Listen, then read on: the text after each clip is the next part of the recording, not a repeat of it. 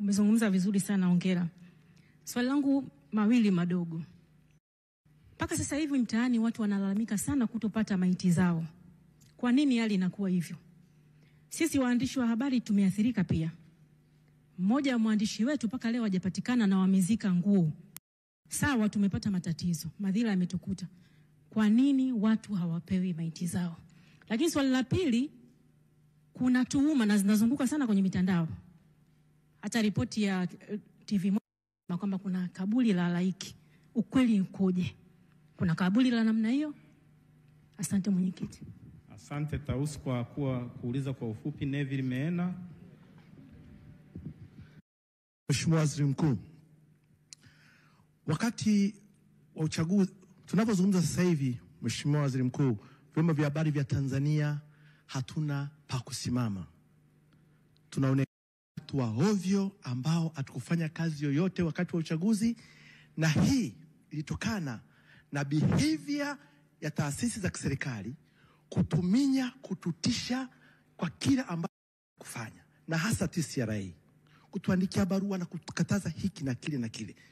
Katika mazingira haya hata serikali haiwezi kupeleka taarifa zake kwenye vyombo vya ndani aminika. Ni nini mkakati wa serikali au ni nini kauli yako Mheshimiwa Waziri Mkuu kuhusiana na taasisi zilizoko chini ya serikali kutuingilia katika editorial independence yetu, kataza kufanya kazi yetu ya kitaaluma inavyostahili? Asante Meena, lakini wakati mwingine maneno ili neno kutufanyaje hilo sijalisikia.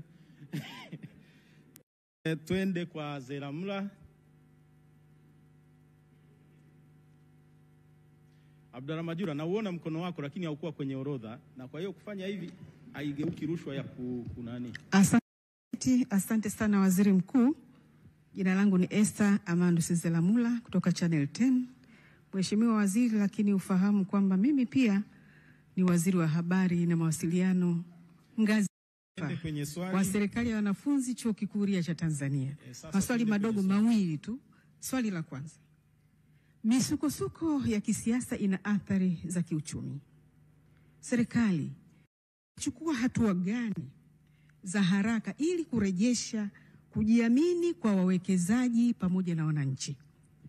Na swali la pili dogo, ni ujumbe gani ungependa kuwapatia wananchi ambao wana wasiwasi kuhusu mustakabali wa demokrasia, uchumi pamoja na umoja wa taifa? Asante. Asante, naomba tuende kwa Salim Kikeke. Kuna kanuni ya kutovunja uaminifu katika ambacho umekitaja mwanzo. Kwa hiyo sasa tukiinua mkono tukasema tuvunje, baadaye tarani. Karibu Salim. Asante mwenyekiti. Asante sana Mheshimiwa Waziri Mkuu. Maswali matatu nadhani madogo sana. Moja, Mheshimiwa Rais ameunda tume ya kuchunguza kilichotokea Oktoba 29. Lakini katika mazungumzo yako hapa umezungumzia economic sabotage.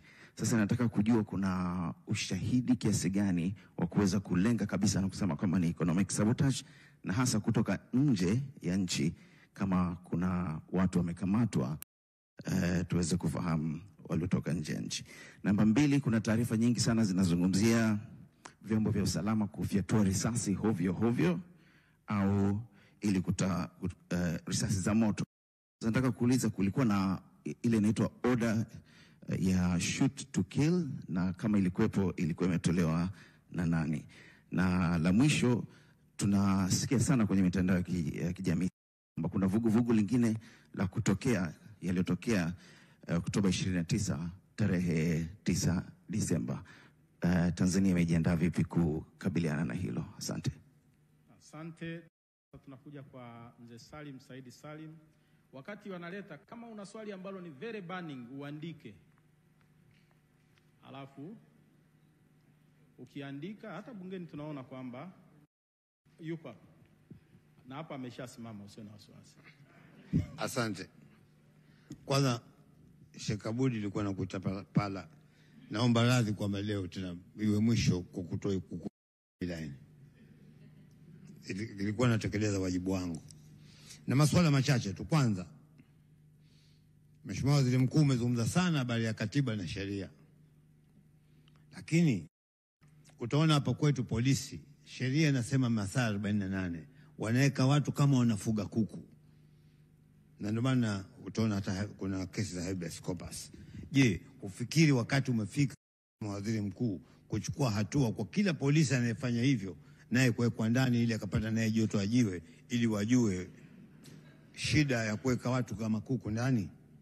Jingine, mahakama. Nchi yoyote ile ya wenye utawala wa sheria inaheshimu mahakama, la sio hivyo itabidi kila mmoja wa hakimu. Sisi hapa kwa nini maamuzi ya mahakama kama ya mahakama ya Afrika Mashariki, tena tunaona fahari kwetu ya mahakama Afrika kama ya independent candidates, hatuheshimu? Na mwisho ambalo nataka pia nizungumzie ni kwamba